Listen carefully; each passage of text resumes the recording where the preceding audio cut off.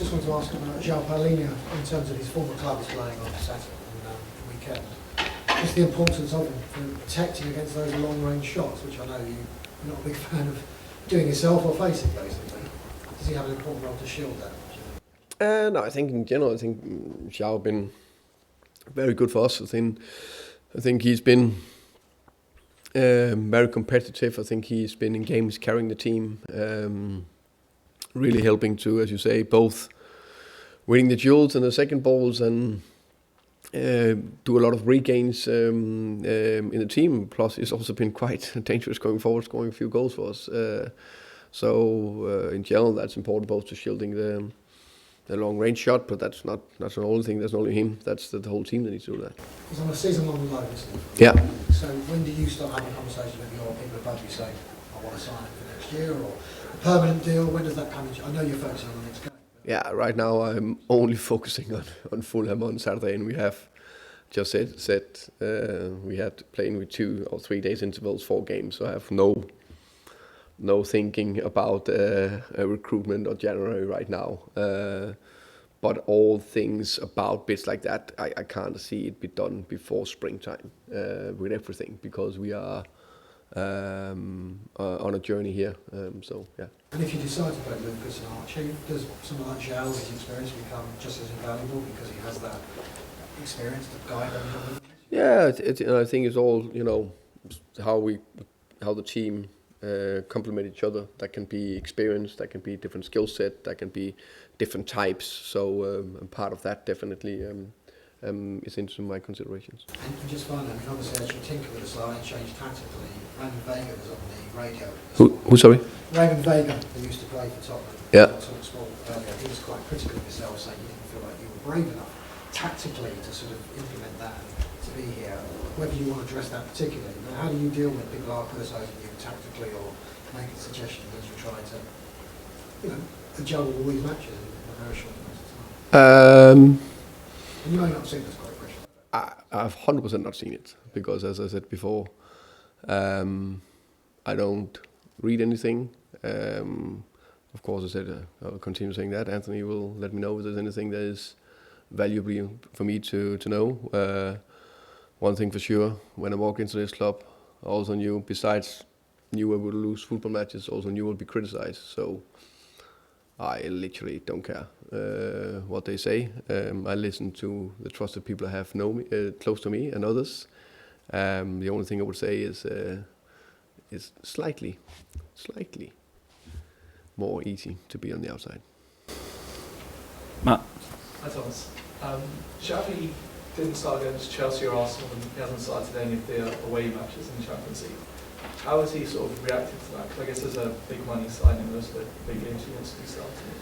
Yeah. Xavi has been fine.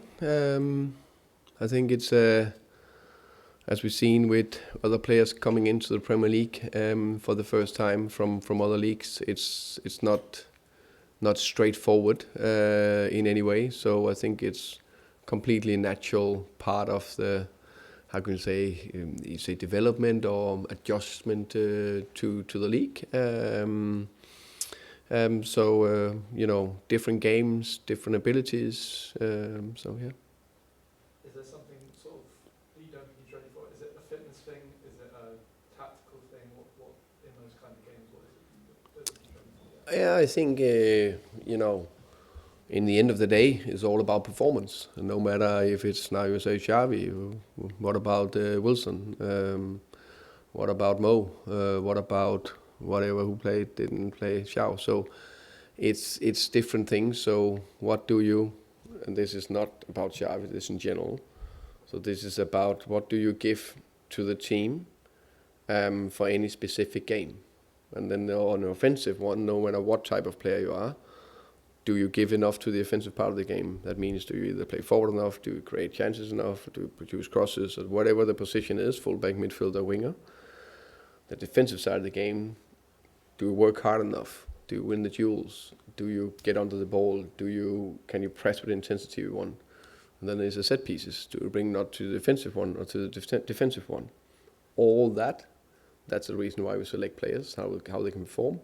And then there's a little difference between playing Arsenal away and whatever, another team home or PSG away. Like you said earlier, breaking sort of down the low block is one of the toughest things. But these are the kind of games where Xavi in particular, he has the ability to set up, and could be the kind of match he has, like Cohen had last night, a sort of breakout match. That's kind of what you want from him. Yeah, definitely could. I think that's a combination of how do we break down opponents, how do we open them, where are we as a team, how do we create enough chances, because that's the thing we've been thinking about. How do we get enough goal scorers on the pitch? Yesterday I worked with 2 strikers, we are, as I said before, very aware that we are not the finished article at all, and before we are closer to what we want to be, maybe there's kind of a middle ground to go through to make sure we are arriving where we want to be. Last one, do you think, could he fit into this kind of system you played last night, or would it sort of need to be tweaked if he was on the side? Yeah, I think the system last night is, I think it's the way we went man. You can go man in all systems. So we defended in the, let's say, the 4-4-2. But if all of you have seen our games, we defended in the 4-4-2 more or less the whole season, except against Arsenal and PSG in the Europa League final. Whatever, Super Cup. So of course he could play to the left, or he could play one of the 2 strikers. So it depends what types we need for the different games. Ed. Hi. This time last year, everyone was praising your home record at Brentford, Yeah. which was best in the league. What was the secret behind that? And is it just a matter of winning games at home and building up the confidence and building that link with the crowd to get them behind you? Yeah, I also think we scored the most goals, didn't we? At home. I think we had 8 games with 4 more goals last season. Yeah, I also think it's fair to say that was been a little bit. We if I can speak about Brentford there, it was.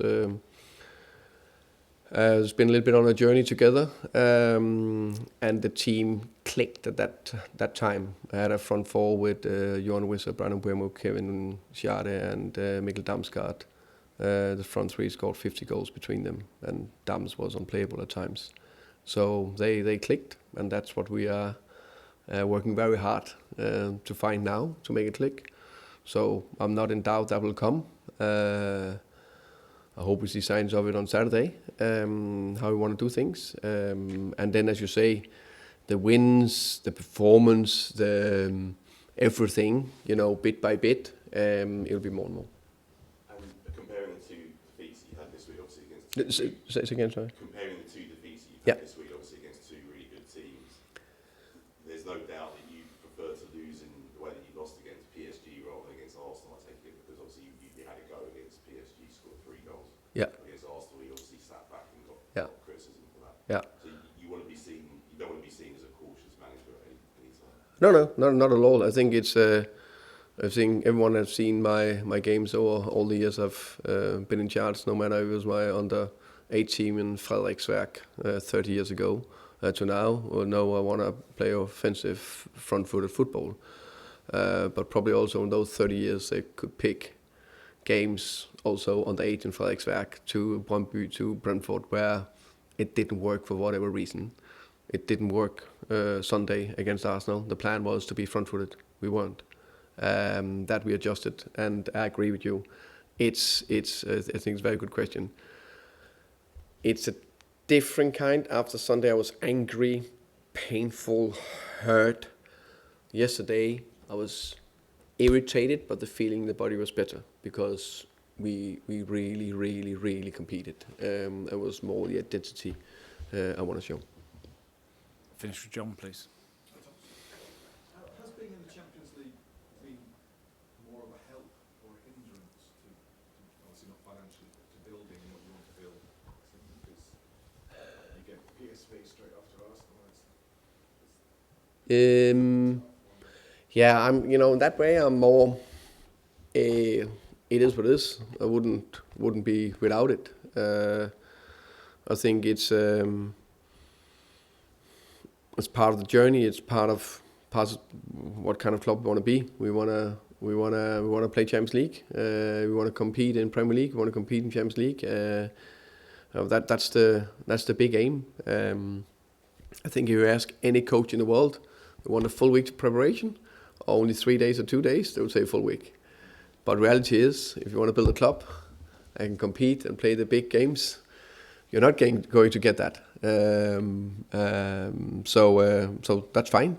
And until we are where we are, where we can really, really compete in both, then we just need to find a way. I think what I meant was, has it sped things up or has it slowed things down slightly? Say again?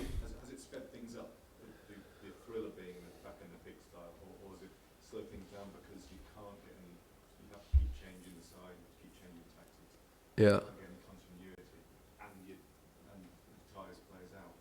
I would say, of course, you can see until you get the clear principle in consistent game after game, and it doesn't matter if you change 2, 3, 4 players, 5 players, then that of course makes a little bit more of a challenge, but a challenge we embrace. Also, you need to change players to keep a little bit of energy and freshness. You can see City changed 10 players in the midweek. Chelsea changed 5.